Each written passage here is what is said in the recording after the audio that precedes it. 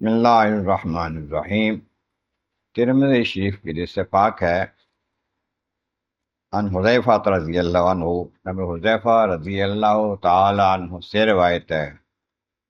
عن النبی صلی اللہ علیہ وسلم، وہ جناب رسول کریم رحمت عالمین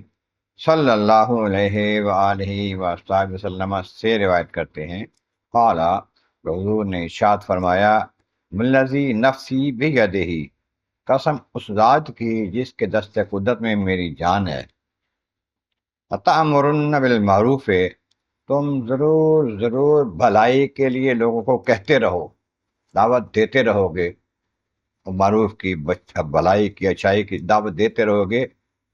وَتَنْهَوْنَ عَنِ الْمُنْكَرِ، اور برائی سے لوگوں کو روکتے رہو گے، خود بھی روکو گے اوروں کو بھی روکو گے، یہ کرتے رہو گے، اور اگر ایسا نہ کرو گے، او لَيُوشِكَنَّ اللَّهُ،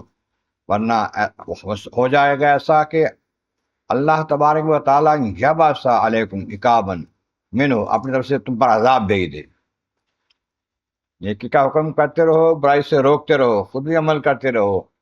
ورنہ ایسا ہوگا کہ تم یہ کام چھوڑ دو گے، اللہ تم پر عذاب بھیجے گا، ثم تدعونہ فلا یستجاب لکم، پھر تم اسے دعائیں مانگے اور تمہاری دعائیں قبول نہیں کرے گا۔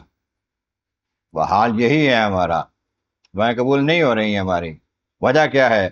نہ خود اچھائی کرتے ہیں، بھلائی کرتے ہیں، نہ اوروں کو دعوت دیتے ہیں، نہ خود برائی سے روکتے ہیں، نہ اوروں کو روکتے ہیں۔ تو یہ ہمارا نظریہ، ہمارا عمل، ہمارا طریقہ اگر درست ہو جائے تو پھر ہماری دعائیں بھی قبول ہو جائیں۔ اللہ تبارک و تعالیٰ ہمیں عمل کی توفیق عطا فرمائے۔